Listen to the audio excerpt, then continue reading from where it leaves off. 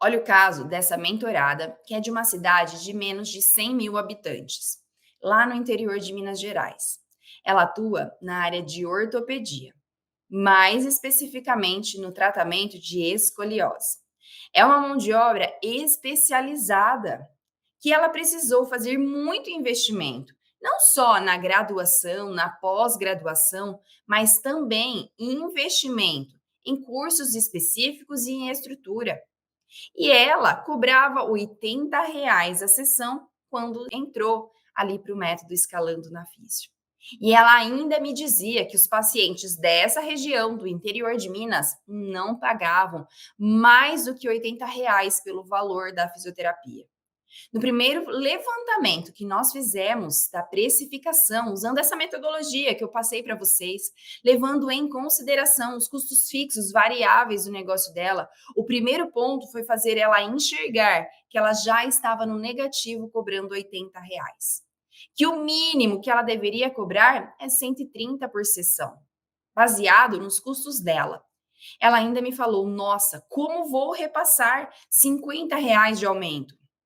Isso representa mais de 60% de aumento, Karen. E realmente, se você parar para pensar na porcentagem de 60%, parece muito. Mas se você pensar que cobrando R$ 80 está saindo no negativo, não tem outro caminho a não ser fazer o repasse do jeito certo, no momento certo. E assim nós fizemos. Traçamos uma estratégia de repasse e ela começou a colocar em prática.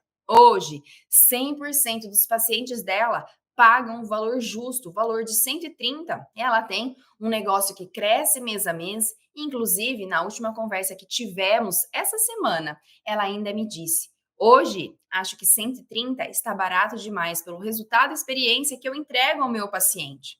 E agora, então, ela já está pronta para fazer o seu reajuste que vai acontecer em janeiro de 2024. Já a Sandra, que é uma mentorada lá de Catanduva, ela cobrava R$ 150 a sessão.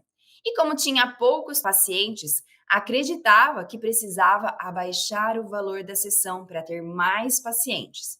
Queria baixar o preço para R$ 90 quando entrou na mentoria. Foi a primeira pergunta que a Sandra me fez. E se eu baixar o valor da sessão para R$ 90, isso não me ajudaria a ter mais pacientes?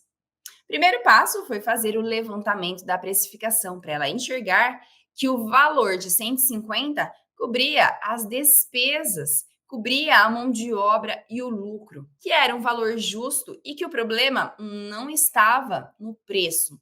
Segundo ponto da mentoria foi ensinar ela como agregar valor ao paciente e o paciente ver que o preço cobrado era barato pela transformação que ele iria ter.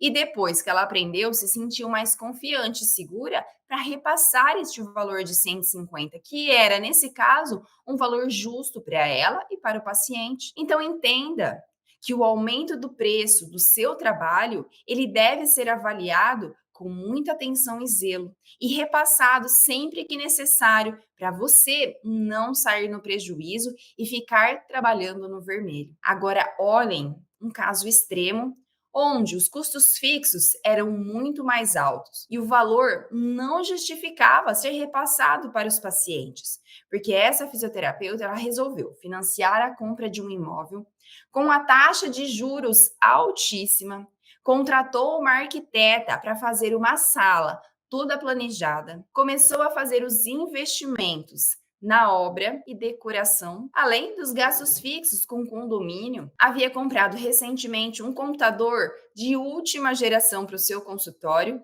entre muitas outras despesas. Quando colocamos na ponta do lápis os custos que estavam envolvidos com o consultório dela, era inviável repassar isso aos pacientes, o que certamente fazia ela sair todos os meses no negativo.